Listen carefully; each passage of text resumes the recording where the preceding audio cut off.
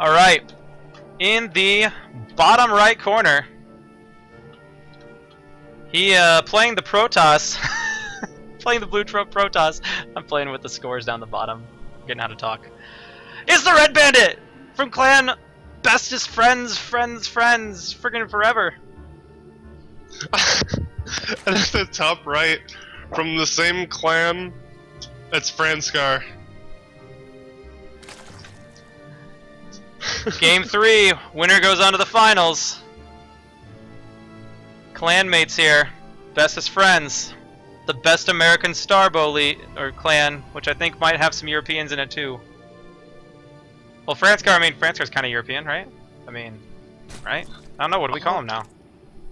Well, we adopted Polt when he moved to America, so right. Franscar is American. Yeah, if we can have Polt, we can certainly have Franscar. Yeah. That's fair. Standard. Absolutely. So, Franscar gonna go ahead and get the pool first.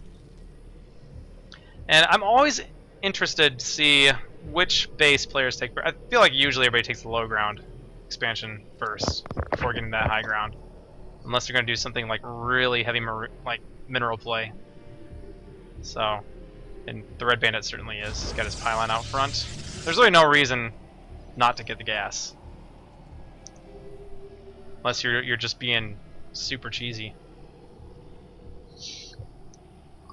I really wonder, if there actually is a legit build that involves taking that first. I don't know. And there was probably that one game in Brood War where that happens and everybody's flaming me for it. Very possible. I guess if you were gonna go for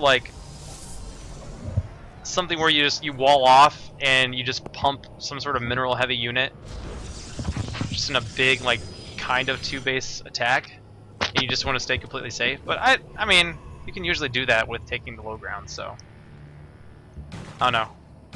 Maybe some sort of bio push from Terran against Protoss, maybe? I don't know. I have no idea, dude. I don't know how much gas it takes to play bio. I figure it takes less than to play mech. If you're going pure bio, yeah, but if you're going SK Terran, which is in every way better than just regular bio, then you definitely need those extra gases for science vessels. Yeah, SK Terran. I was like, what's SK Terran? And I was like, I think it's with science vessels. See, I'm learning things. So yeah, SK Terran is pretty much pure bio with science vessels, right? Marines, medics, science vessels. Do you mix in, do you have fire bats? Fire bats in there or not? If it's kind of more of a player-by-player basis. But in this matchup, I don't think either player is going to be going SK Terran. That's probably pretty true. Why are we talking about Terran in this game? What's wrong with us? Because so the Red Bandit has gone ahead and he's gone for the full wall off. I know at least 50% of all of the casters in this tournament play Terran. That could be why. At least. Probably exactly 50%. Hard to guess. Just throwing a number out there. That's cool. So no real tells as far as which direction these players are going to be going right now. Nobody's really shown a tech path. But the Red Bandit hasn't gotten a second gas geyser yet, which, and as I say that, he gets it. So he's going to throw up a second cannon. Must feel like there's something interesting coming. But currently, Franscar hasn't diverged at all. Doesn't even have a layer going yet. But he doesn't have a Hydra Den either. So just pumping drones, I suppose. Wow, how did this Zella get into the main mineral line? Just walked over there, I guess. Yeah, you just walked.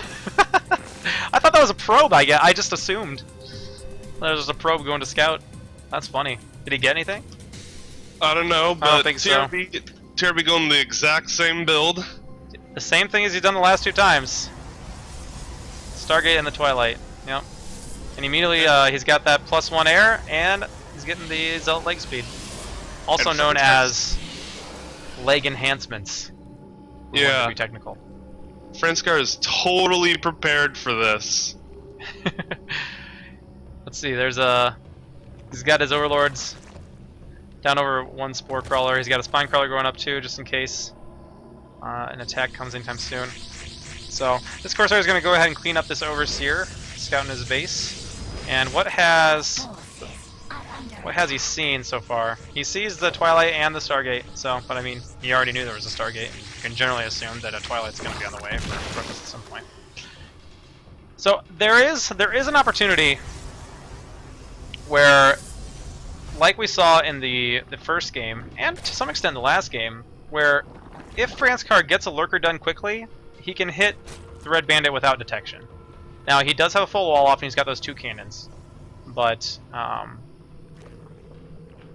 you know, getting some Hydralisk to ward away those Corsairs, and then if he can get them into lurkers, could work out pretty well for him, because as we've seen, the Red Bandit has been getting his Robo pretty late, both of the first 2 games.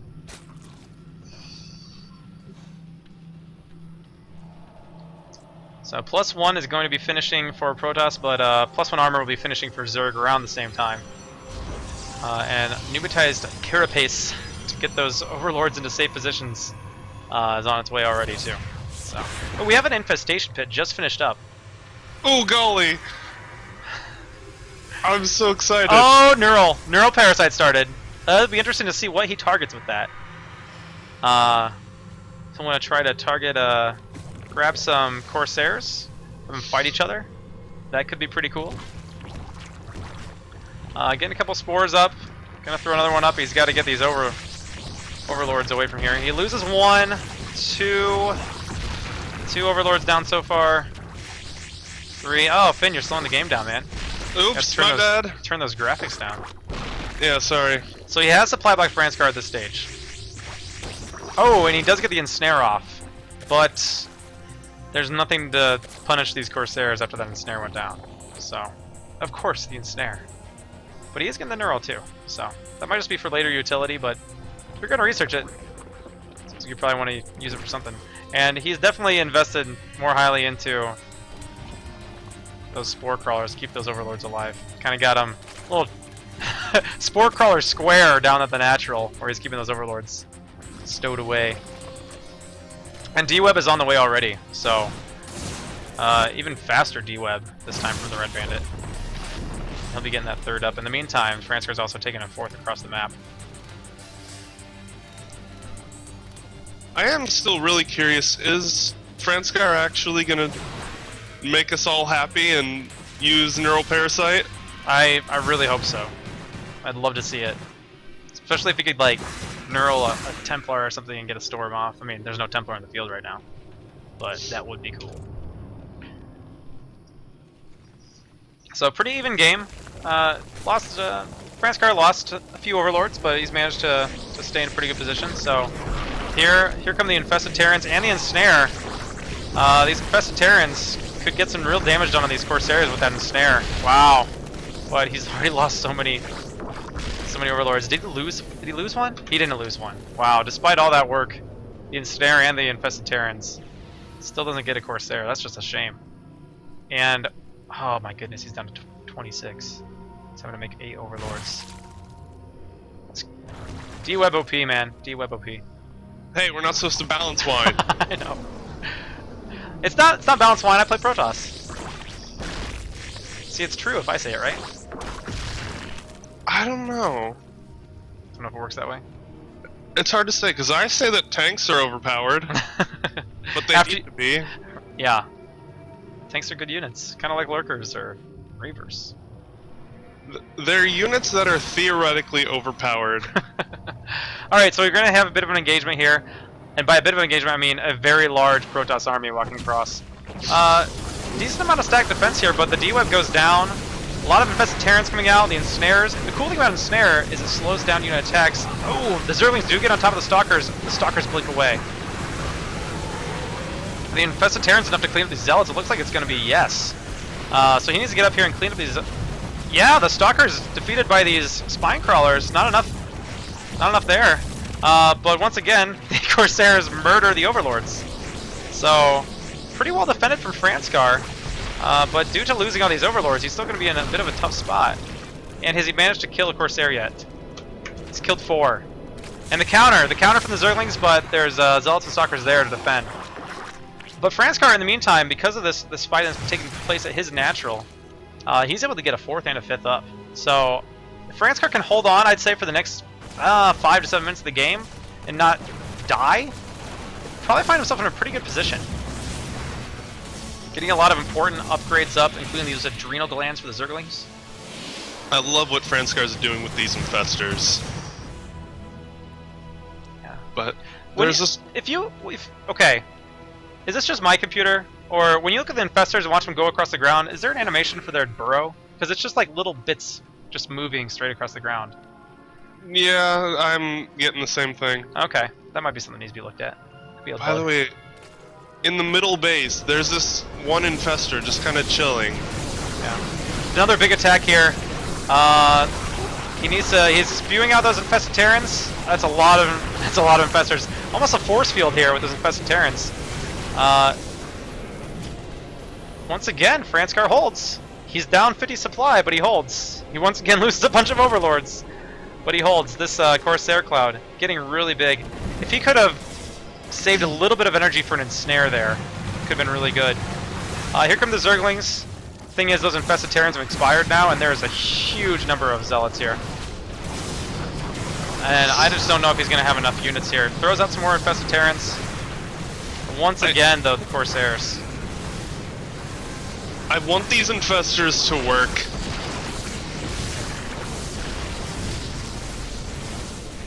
But I think this might be it. Yeah, that might be it. Just too much Protoss here. Those infested Terrans just aren't quite enough to get the damage done. It's necessary. Real issue here was just, once again, those Corsairs coming in and just killing so many Overlords. So, the Red Bandit, once again, showing the power of the Corsair. But we got to see some cool infestor play here, so pretty neat. And Zealots everywhere. 2 Ultralisks on the way.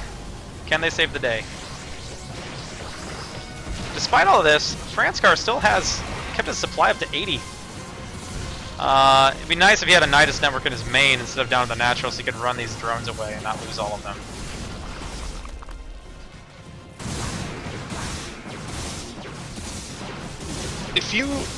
If there's units in a Nidus Oh, he's found the bases to the left too. Those Zealots are taking those out. Sorry, go ahead. If units are in a Nidus Swarm and you kill the Nidus and there's no like escape route, do you just lose the units? Yeah, if you kill the network as well as all of the worms, then you lose the units. I think you have to have one escape route. Like one worm / network has to be alive, or else the units just die. The tunnel collapses. That'd be like the biggest disappointment ever if you had like 90 supply of units in a Nidus Swarm and just lost them. But if you had 90 supply of units, you only had GG. 1, that's your fault too. Alright, the Red Bandit does take Game 3. He'll be moving on to the finals to face the winner of Moxie versus somebody, but I don't know who yet. So we'll take a look at the brackets, get those updated for you, and be back in just a bit.